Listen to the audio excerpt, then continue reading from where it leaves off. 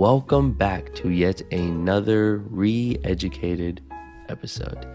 Today we have an extremely special guest, Varsha Yeshwant. She is the co-founder of One All, an absolutely amazing organization that works with children in India, teaching them life skills through the medium of ultimate Frisbee. I had one of the best times staying with them, and I'm so excited to have this conversation. How are you doing today? Thanks, Gautam, for that amazing introduction. I'm doing well, thanks. How are you? I'm good. I was just telling you earlier, I'm so tired, but just knowing how much I love talking to you, and I'm so excited to kind of get your opinions and share your story has given me the energy that I need to get through this morning. But I am so happy to be here. Um, how have you been?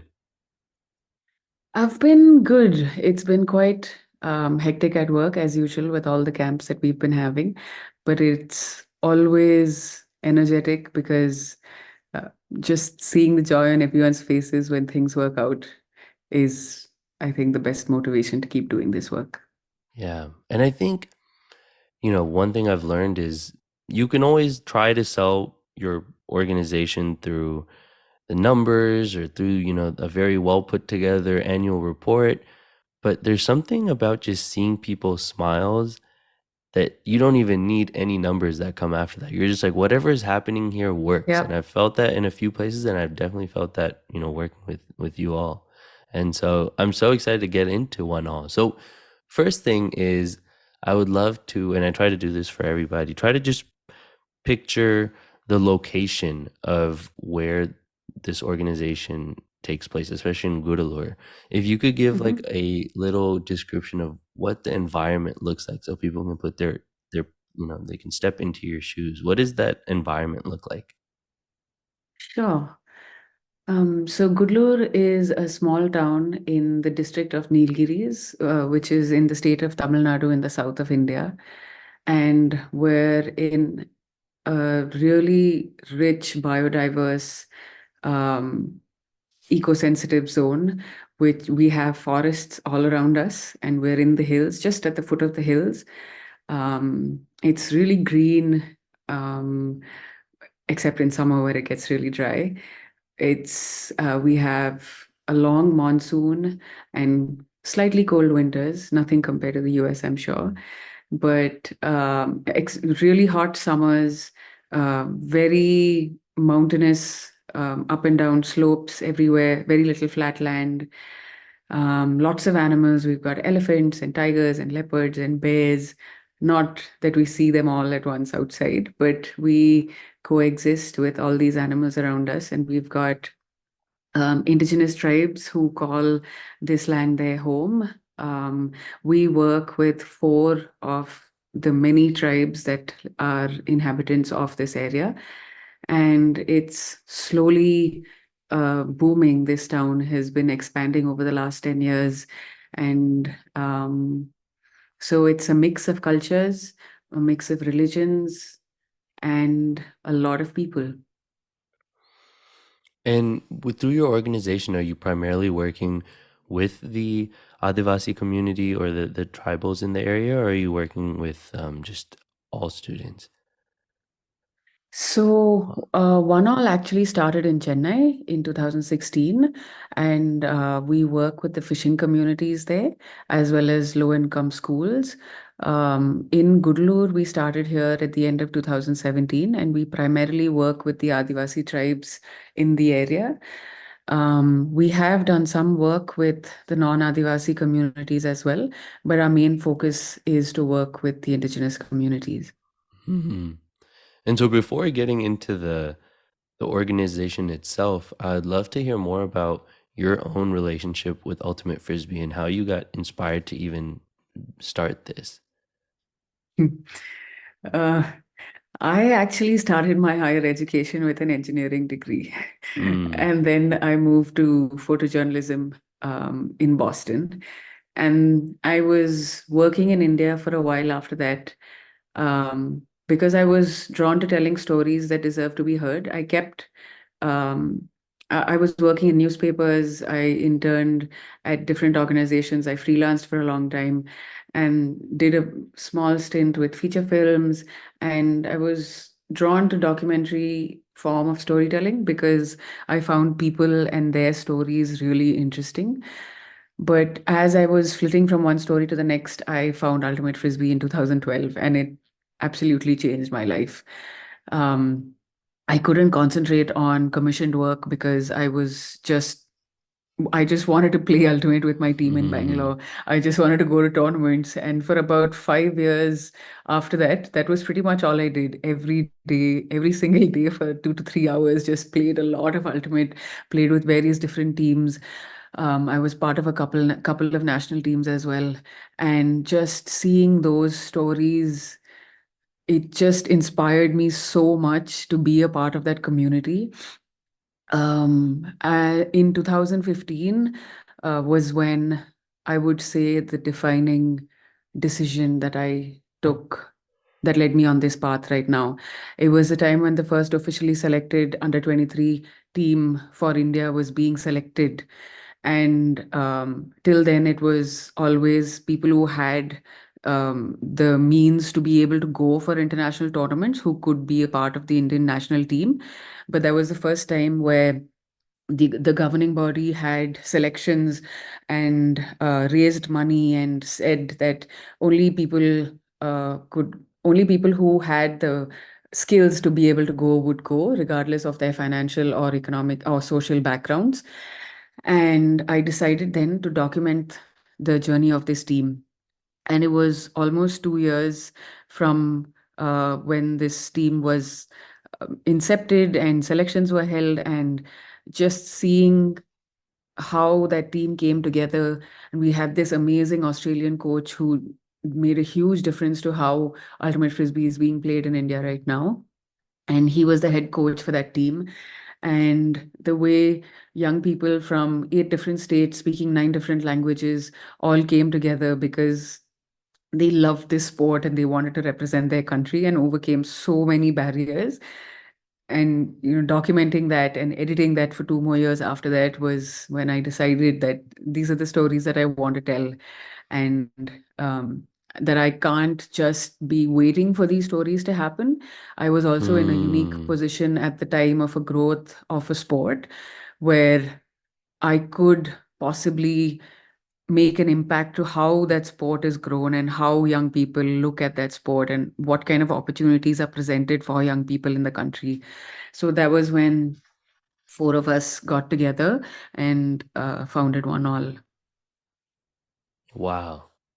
I mean, I think one thing I really want to touch on is I know a lot of people in my life right now who are kind of searching for that feeling that you described when you talked about how you fell in love with Ultimate Frisbee.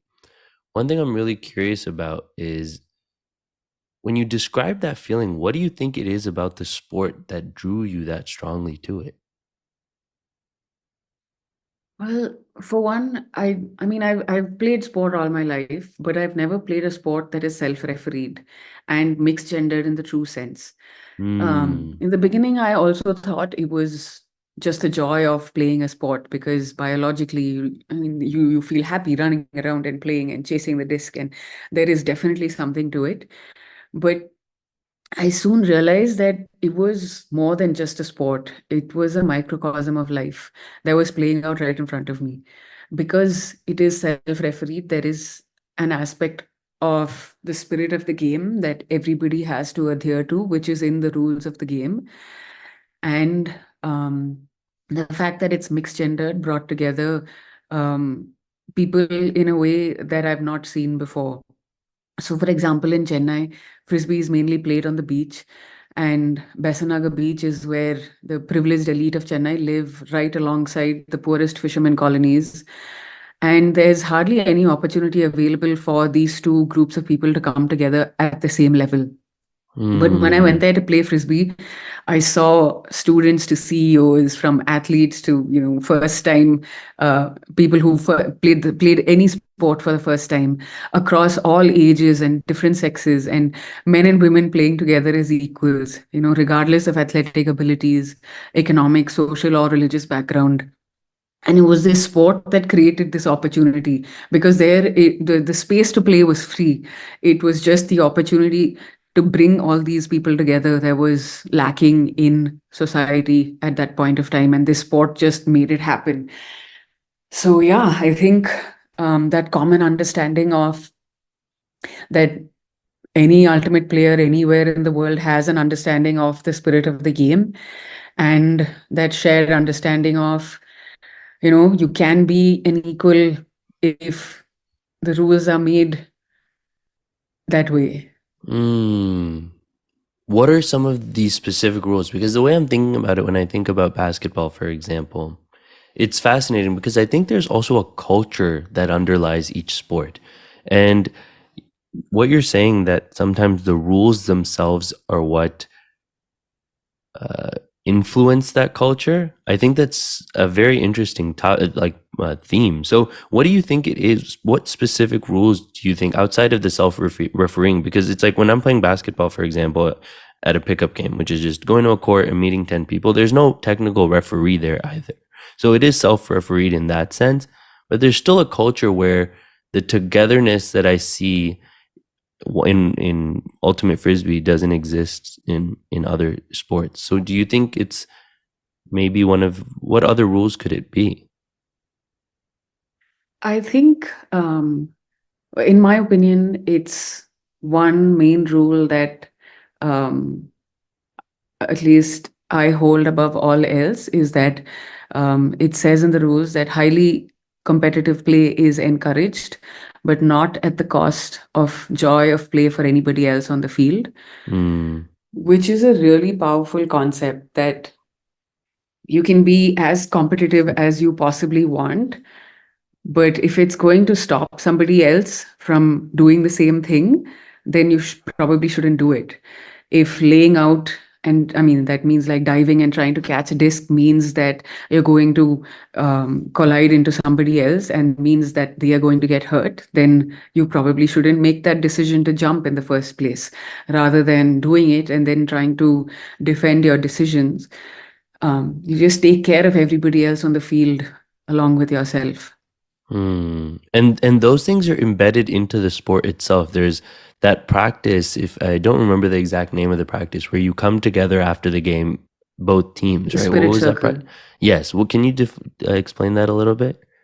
Sure.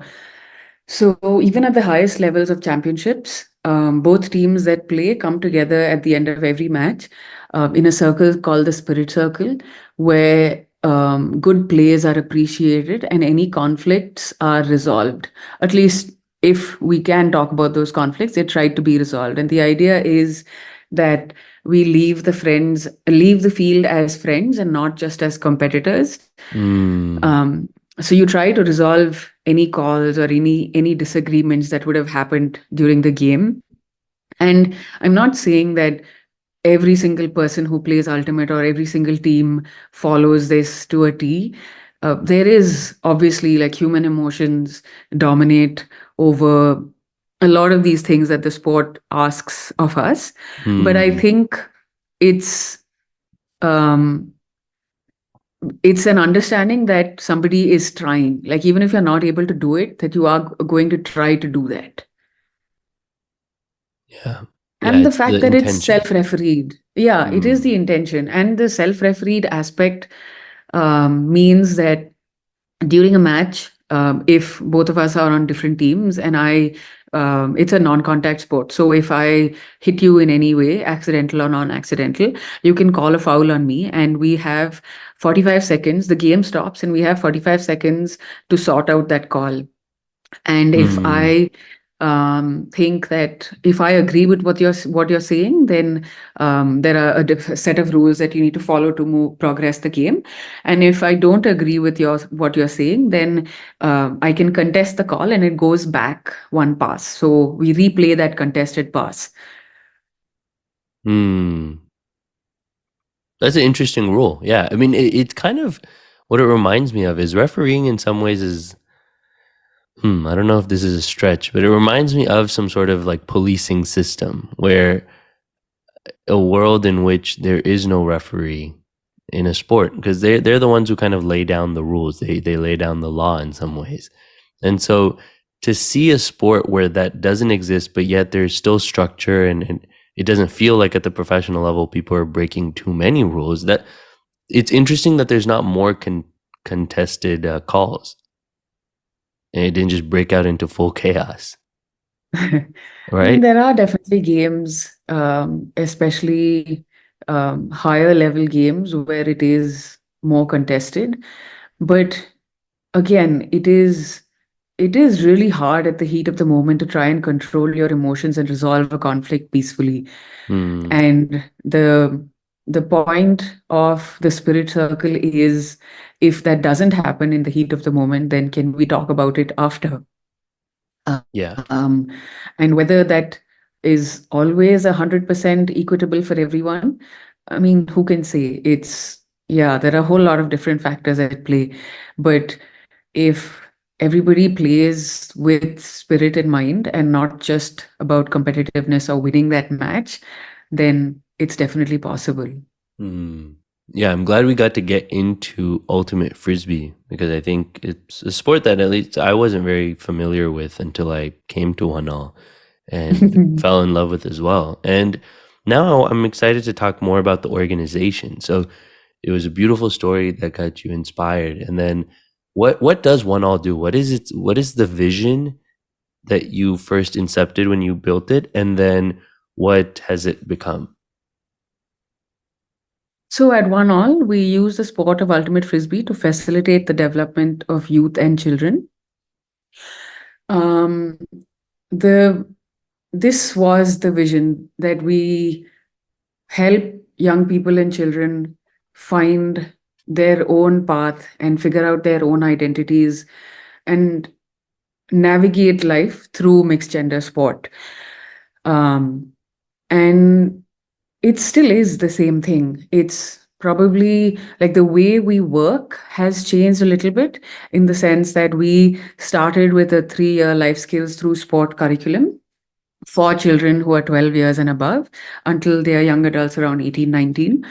And that was our one program that we had. And we took that to different schools and communities. And our idea was that this kind of education is important for young people, regardless of their background. So we didn't want to only work with vulnerable communities or marginalized communities, but we also wanted to work with international schools and young people from higher socioeconomic backgrounds, because I mean, talking about identities and feelings and emotions and relationships and empathy and how to be good friends, and all these things are important conversations for everybody to have, regardless of where they're from. But over the first couple of years, we realized that it's really hard to work with international schools because they have so much going on already, that this was a really new program for them to give importance to at the time when we started.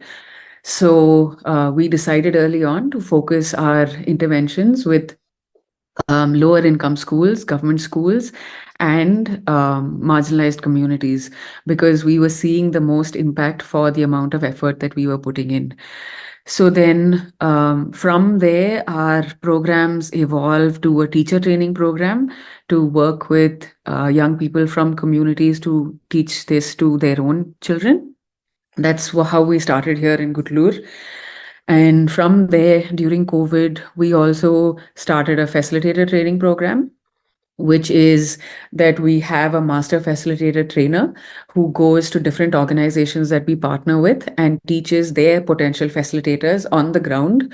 It's a residential program for them at their own location. 3 to 4 months or longer, depending on the relationship that they have with these facilitators. And we teach them how to contextualize our curriculum, how to run, how to facilitate these sessions, some of the sport of ultimate frisbee as well, and monitoring and evaluation tools for them to be able to work in their own communities, in their own contexts. Hmm. And Since then, we've also developed a youth development program in Chennai and also a fellowship program here in Gulur for young Adivasis between 18 to 30 years of age. Wow, that's a lot. It's grown into Yeah. something yeah, does amazing work. And what I wanted to touch on, which I think is one of the challenges with pursuing quote unquote alternative learning, is the convincing element of it, where you have to say, so a parent may come and say, why not just teach biology? Why not just teach physics? Why not just teach math? What skills will playing a sport teach my son or daughter or myself? When Yeah. when you meet people who say that, what kind of, how do you respond to that, and what are your thoughts on that? Well, one of the first things we tell people is that learning and playing a sport gives people self-confidence and communication skills, Mm, which is not taught in schools, regardless of how much ever biology or physics you learn.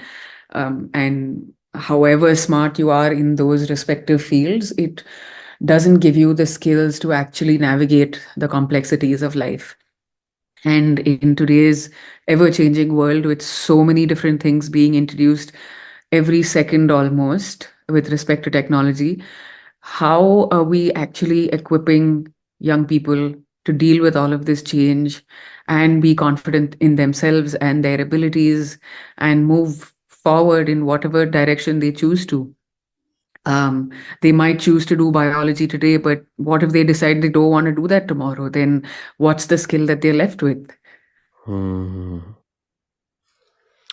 I think one thing that you bring up in it, and I want to sit with a bit more, is I had a very similar experience. I sang classical Indian music for a while, and Mm. in that experience, one of the most beautiful parts of it, I left going from a terrible singer to a below average singer. So I did not improve drastically in my actual ability of singing, but the amount of life lessons that were passed throughout that experience is something that I'm always shocked by. I'm like, anytime I would, feel like giving up, I can't sing this song, it's too difficult. It would open up this space for a more reflective conversation of, what is it about failure that scares you?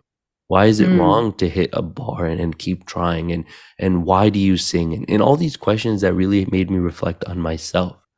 And so Yeah. what I learned from that experience is any medium can help, so long as the person who's guiding you or going through the process with you is capable of doing that leading. So the Mm. types of things that you're talking about, which is really important life skills. For example, you fight playing the sport. How do you make up? How do you do conflict resolution? That's an absolutely important skill. But if the person leading it, who is you in a lot of these camps, isn't adept themselves to handle those things, it becomes a lot harder. So my question is, are alternative learning spaces like this scalable when you don't know how much you can trust every single leader? Yeah, that's a really good question because it's something that we have um, struggled with since the beginning of One All. Um, Especially when you see organizations that value scale a lot. I mean, there are definitely so many issues in this country and everywhere in the world that need scalable solutions. But we were very, very clear that we did not want to scale at the cost of quality because it is so, so Hmm. important, as you said, that this facilitation be done in the right way. And if it is not, then it's doing way more harm than good. So even if Hmm. we do intend to, facilitate these really great conversations, um, we always start with a facilitator training and really try and engage with facilitators to help them figure out how best to handle these situations because you can't really write a manual and leave it at that. Every context is different, and all we can help facilitators do is really think about the problem at hand and be present and be absolutely truthful to themselves and the children they're working with. And this curriculum that we've developed, um, it can be really bad at the wrong hands. And so we've been really conscious of that. And for the first 4 years, we didn't really think of going anywhere else other than Chennai and Gulur. And it was only after we were confident of, okay, this is working, the facilitators are doing a great job, and it can be taught to do well, was when we decided to do a facilitator training program. And it's also important to note that it's not enough to just be a good facilitator and deliver great sessions. It's also equally important to keep a record of what is happening and at regular intervals think about what has happened and reevaluate if we're going in the right direction. And if we don't Mm, have this reflective monitoring and evaluation process, then we really don't know whether what we're doing has any impact or not. mm. Wow. And I've seen some organizations that fail to do that part actually. And I think what you're talking about, this facilitator training, which is what I was able to attend for a week, is something that can be carried over to teaching, to parenting, I mean, to so many different areas, to leadership. The curriculum and what you have built can be vastly impactful for anyone who wants to simply take a step away from their routine and learn about themselves and how to just be better with interacting, with working together, teamwork, all of those things. And so I'm really curious to kind of get into a bit of the curriculum of what are some of the focuses in the curriculum, what makes it special, what was the process to build it. I would love to hear more about it. So, just a small note, the facilitator training program is what we do for other organizations. What you were a part of was our Adivasi Fellowship program, which is Mm. very similar but more intensive and longer term. So, the Adivasi Fellowship program here in Gudlur is a 2 year immersive intersectional fellowship program for young Indigenous people between 18 to 30 years of age. And we developed this. It's a mix of our own life skills through sport curriculum, our internal facilitator training program, as well as experiences from a couple of fellowships that I have been a part of. The one that has had the biggest impact on my journey so far is the Acumen Fellowship. I'm not sure if you've heard of it. It's an adaptive leadership fellowship that is over a year. It used to be over a year long, and it brings together people from many different sectors, all working towards alleviation of poverty in the sense of providing people with dignity rather than just Mm. monetary sources. So a lot of these lessons of leadership has come from that fellowship, as well as the Australia Council for the Arts runs a Future Leaders and an Arts Leaders program. So I've had the good fortune of being a part of that program as well. And that focuses on learning from Indigenous cultures and learning from traditional knowledge as well as current leaders. So it was a really interesting mix of things. And honestly, like I've not learned organizational development, or I've not learned how to run an organization or a team or manage people. And everything that I've been doing right now is all through my experiences in life. And this curriculum also reflects that. We've got some theater, we've got art and dance and storytelling and photography and film, and a lot of these things through mixed gender sport. So yeah. Hmm. If I was to say the one thing that makes me feel like you are truly special and amazing at what you do, and I think it's really hard to replicate and no book can do it, is the amount you genuinely care. I think that's something I could feel a mile away, and it still sits with me today, of when people are like, well, the world is like this and there's terrible people all over. There are a few people I think of, and you are definitely one of them, in the sense that the way you handled some of the situations or issues that arose during that week was handled every single time with such care and intention and diligence that it was very obvious there was very little ego at play. It wasn't like, and as you said earlier, I mean, it wasn't like you were doing this to, tell people, oh, we're working with Adivasi community, or you weren't doing this to grow and make a business and make as much money as you possibly could. Your intention really was present, and it was to work with those people, the people that you were working with, to the best capacity that you could. And that, I think, is what separates organizations that thrive versus those that you can kind of just get that feeling of like, okay, they're just doing this for money. And I would love to hear how you kind of cultivated that within yourself, and how you keep it going. Because, even as I enter this space, there's a pull always for me of like, I would like to make some money, though, a lot more money. Like, how do you stay true to your intentions and constantly focus on the people rather than yourself? You're very kind.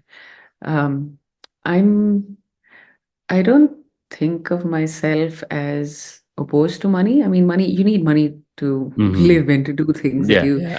want to do. I love to travel. I love to see the world. I want to go play ultimate frisbee tournaments across the world, and all of that requires money. So, um, I don't think it is that I don't want to make money. I feel like um, over the years, there have just been so many injustices that I have observed all around me everywhere, not just in India, everywhere. And it just grated at me inside, and I feel like for us to be better people, like we got to do something that we're passionate about. And through that, if something good comes out of it, then why not? And I feel like I've really hit the jackpot with Ultimate Frisbee and One All, because it's really given me a purpose in life. And through sport, through playing a sport and teaching a sport that I love, if I am able to create a more just and equitable world where people can live with mutual respect and compassion, and that's my ideal vision.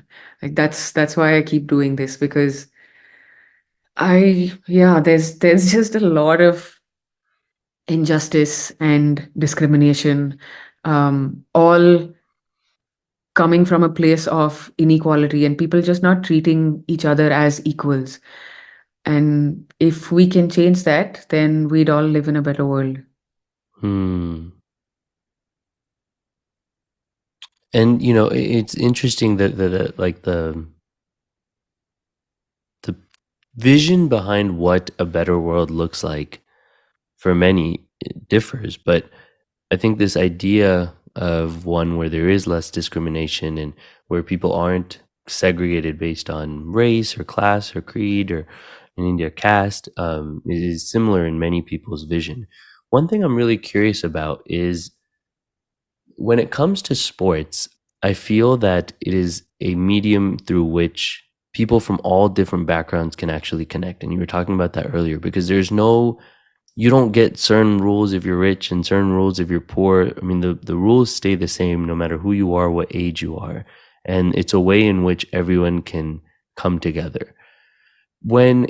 However, but the actual geography of the communities that you're working with are in fact segregated. So, usually in Gulur, for example, it's not, they are kind of segregated based on by class. And so how do you still encourage people from different communities to come and play together, to encourage that exposure to different people? In Gudlur right now, though we work mainly with the Adivasi community, We take teams from here outside to go and play tournaments in different places, and we encourage teams from outside of Gulur to come here and play as well. Hmm. And I feel like with a sport like Ultimate, you just need to teach someone how to throw, and you don't need to convince them to play after that. They will definitely want to play more and more and more. And this question, I have asked this question of many people over the years. Um, do you still play sport? And if you don't, why not? And for most people, the answer will be because of something that has happened to them in their lives, because of somebody else, some bad experience. Either they were bullied or body shamed or been made to feel like they were not enough in some way to play that sport. Because sport, a physical sport, intrinsically gives you joy because that's what the hormones are designed to do. So if you're not pursuing that, there has to be something powerful enough to have stopped you from doing that. So if Hmm.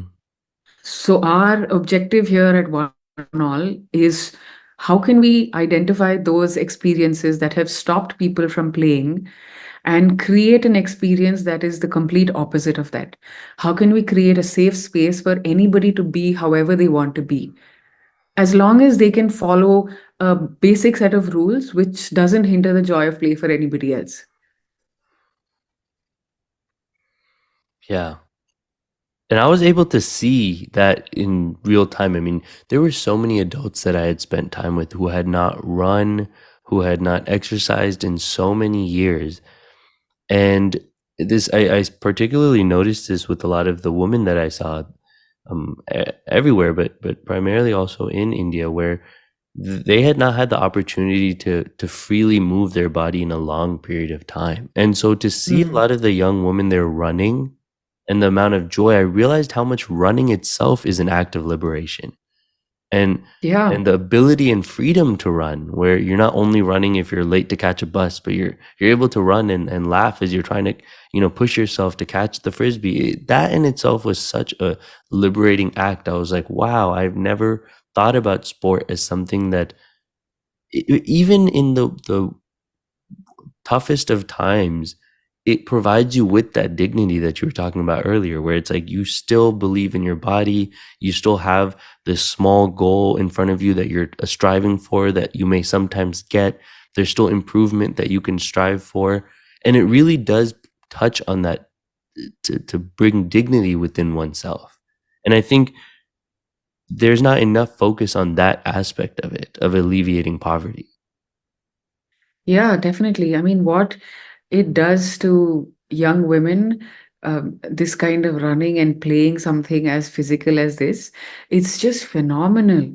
In a country where women are told to cover their chests, and that sexual abuse is because you're wearing skimpy clothes, just imagine the kind of confidence it gives someone from a background, coming from a background like this, where you're given a safe space to be how you want to be with your body and not just be small, and you can be Hmm. open and run, and you can wear the clothes that you're comfortable playing in, and not you don't have to wear a t-shirt and shorts and football boots, and we don't have a prescribed uniform to come and play Ultimate here.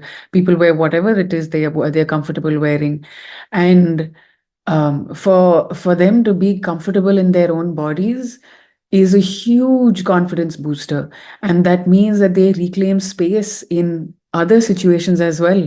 It could be in public buses, it could be in trains, it could be just walking on the road. It's just about occupying space confidently. And sport does immensely contribute to that. Hmm.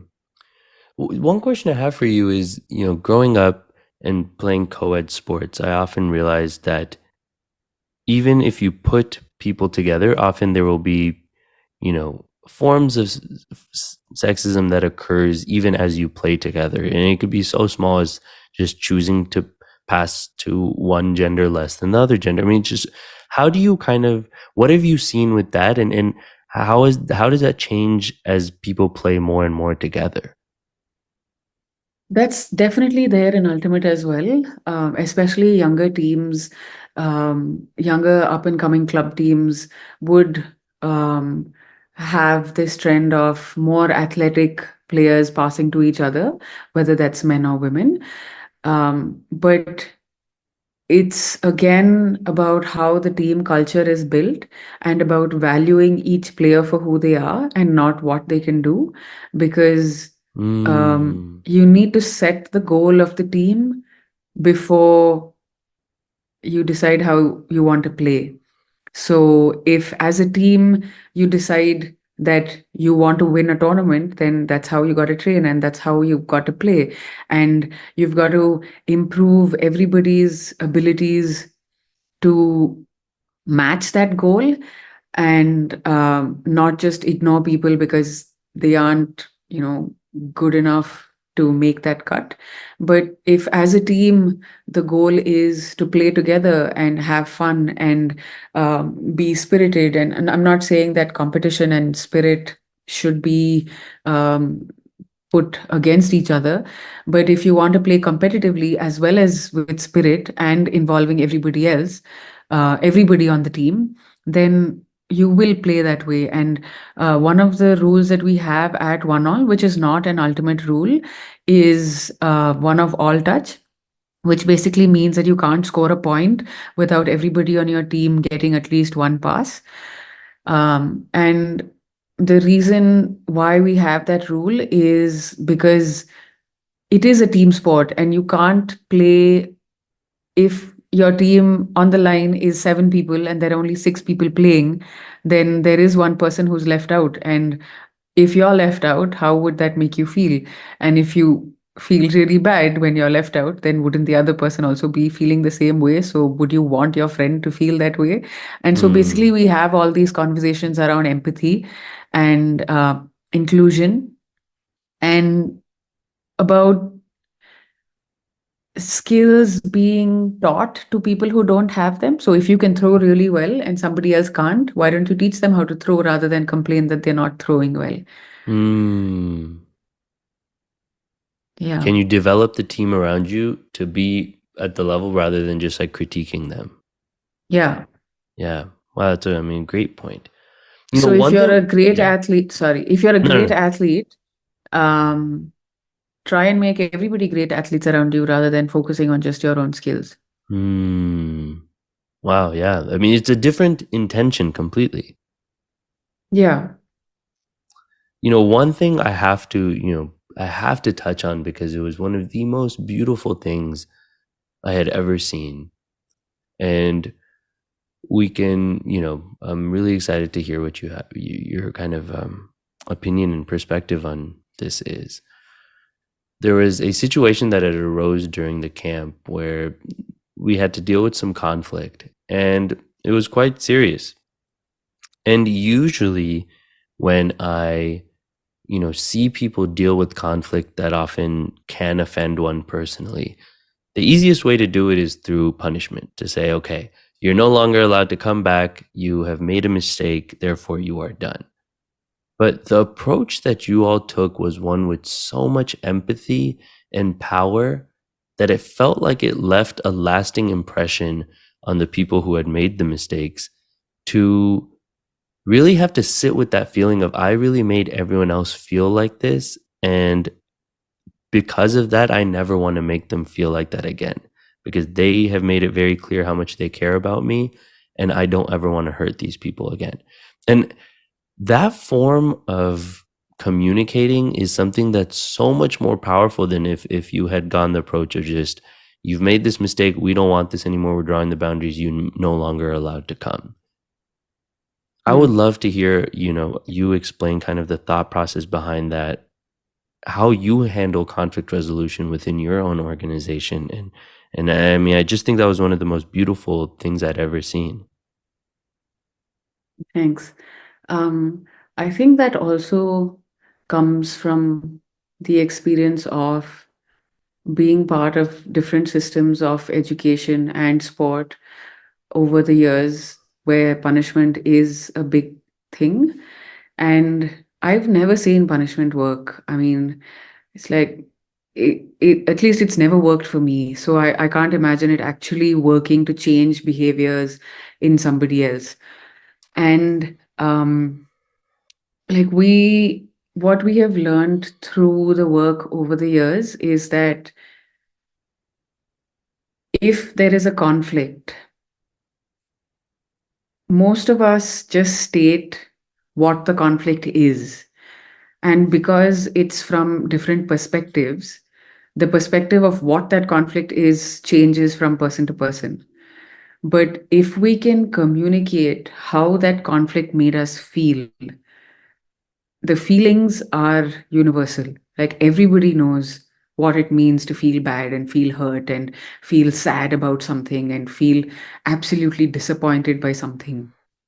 But conflict's got many, many different perspectives. So rather than harping on about somebody making a mistake, everybody can make a mistake. I can make a mistake, you can make a mistake. And we can't say that, just because I've realized that this is a horrible thing to do, that I'm not going to do it again tomorrow, because you don't know what the circumstance is of that person at that point of time. So rather than just going on about what rule they have broken, our idea was to first talk about why we have rules. Why do we have any kind of rule in society?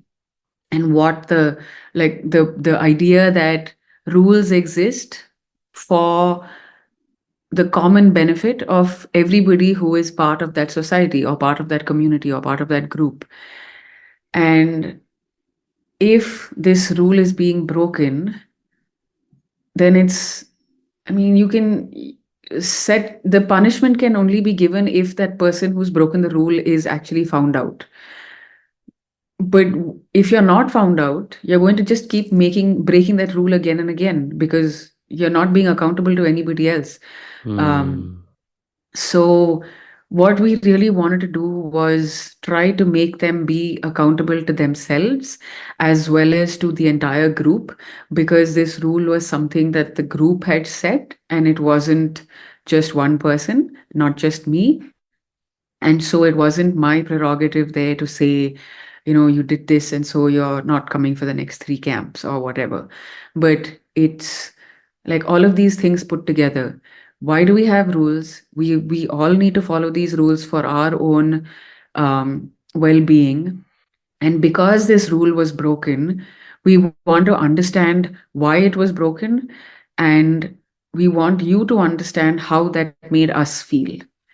And if we are feeling unsafe and sad, that is that is what is important, and not that you broke that rule. So Hmm. hopefully that feeling, next time you want to do the same thing, it's more impactful, I hope, than the feeling of, oh, I'm going to do this right now because nobody is looking. Well said.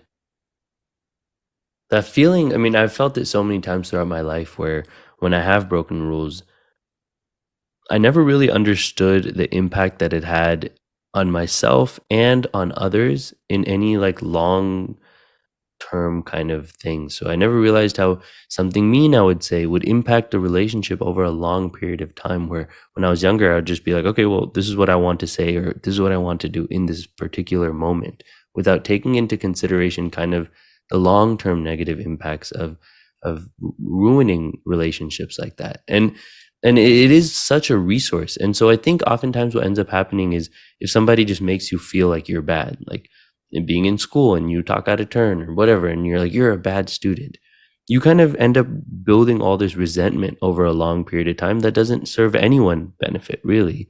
But the ability to be like, look, like I still believe in you, that's what I felt most. And that's what I felt was most powerful and unique about the approach that you all took, which was that the person still felt as if you believed in them, that there was still trust, and you just expected better of them. And so I think when you expect better of people, they often reach they strive to reach your expectations, rather than if you just expect very lowly of them, they're like, all right, well, they already expect this of me, so why should I even be better? Yeah, definitely.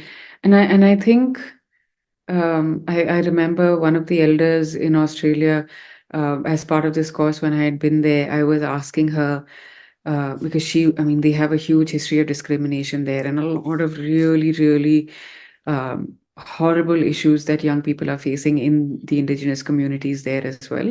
Very similar to our communities here with respect to alcoholism and substance abuse and domestic violence and education and all these things.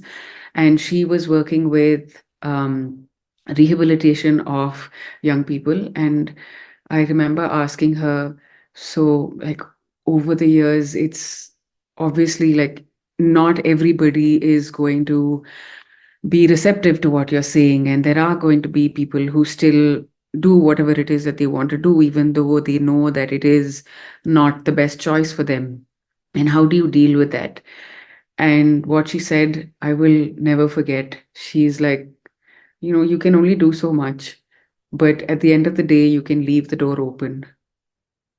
And that was just so Mm. powerful that I mean, we've all made bad choices in life. And if we had not been given second or third or fourth chances in life, we'd probably not be here where we are. And who are we to deny that choice to somebody else just because they've broken a rule that you or society at that point has set? Wow. It takes a lot of love for yourself to be able to do that over a long period of time for many people. It's easy to close off and wall yourself off and say, nope, you've made a mistake, you've hurt me once, never again. Yeah. Yeah. And so, to close this off, from when one all started to get involved in the Gulur community, what would you say are some of the biggest differences you've noticed from before and after? Well, for one, I would definitely like to acknowledge first off that we are not the only ones working in the community here. And any kind of impact that we see in young people is not just because of one all, but because of all the different organizations and all the different people who are working every day to figure out how to make a better world around us. That being said, just in this fellowship, over the last year, we're now halfway through our training. And in the last camp, we had a reflective circle on where the fellows saw them, where they were 1 year back when we started last January and where they are right now. And one of the biggest differences that they saw in themselves was that they now look into people's eyes when they speak, which is a Wow. huge indicator of confidence. And that was one of the first things that we wanted to deal with over the first 6 months using theater. And it just brings me so much joy to see the confidence in them today. Um, there's one person who has gone all the way to Uti to the collector's office to fight for road access to his village and complain about people who are encroaching at their village.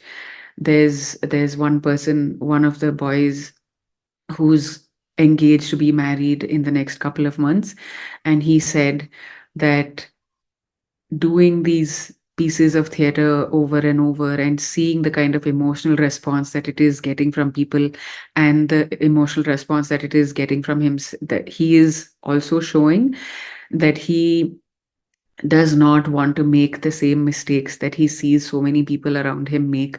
He wants to be better for his family. He wants to be a better husband and a better father. Young people have said that they've started drinking less, that they've been able to save at least some money. Young girls have started speaking up for their rights at ration shops, at not giving up space and being bullied in public buses. Young people have said that they now are able to speak without fear when they're being questioned by cops when they come to the villages for some inquiry or the other.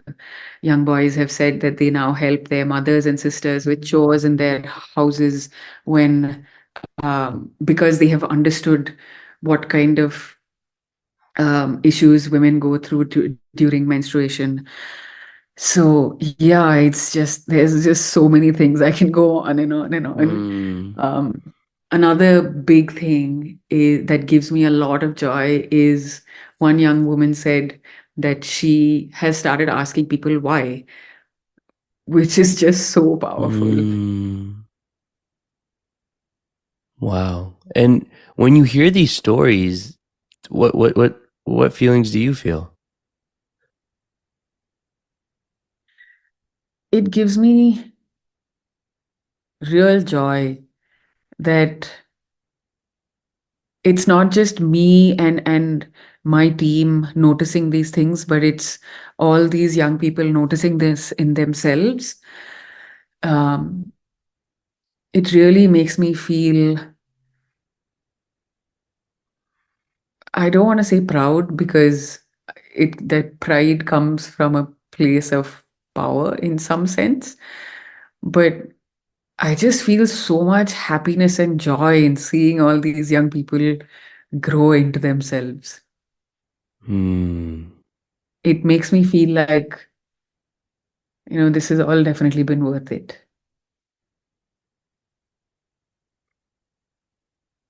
And this is a form of education that's so essential. I mean, I think the things, I mean, the pride, the self-confidence, the dignity, I mean, within yourself to feel, I am worthy of asking why. I'm worthy of being upset when someone touches my body in a way that they shouldn't. Like to find those things is not anything that you'll necessarily find within conventional schooling, but is also important in the development of yourself.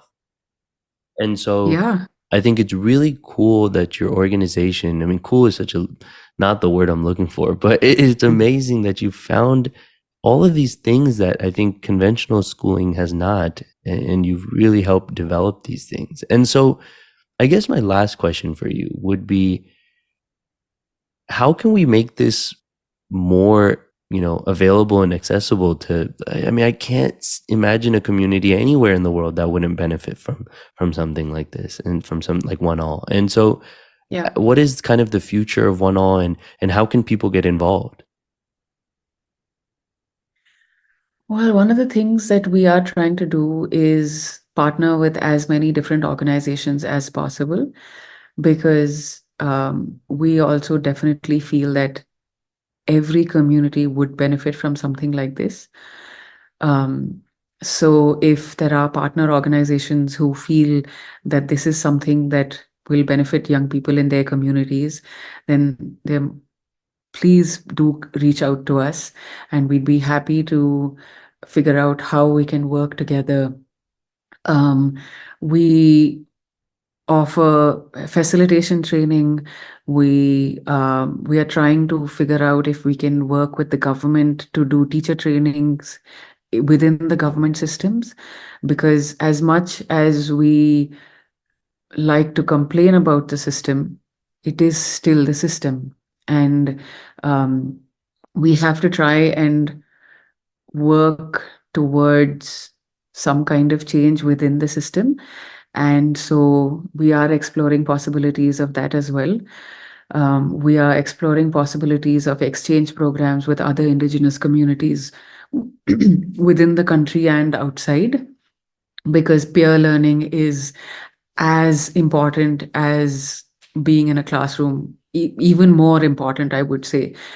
Um, and we are open to collaborations in any way and form possible, as long as our values align with with the potential partners. Um, we also run on donations and philanthropic funding and institutional grants. So that is definitely a way for anybody to be involved with us. And if there are any ideas that anybody else has, in how we can spread word about this and take this to the rest of the world, I'm all ears. Yeah. I mean, I am 100% behind and a full proponent of the work that you guys do. And I'm really excited to see,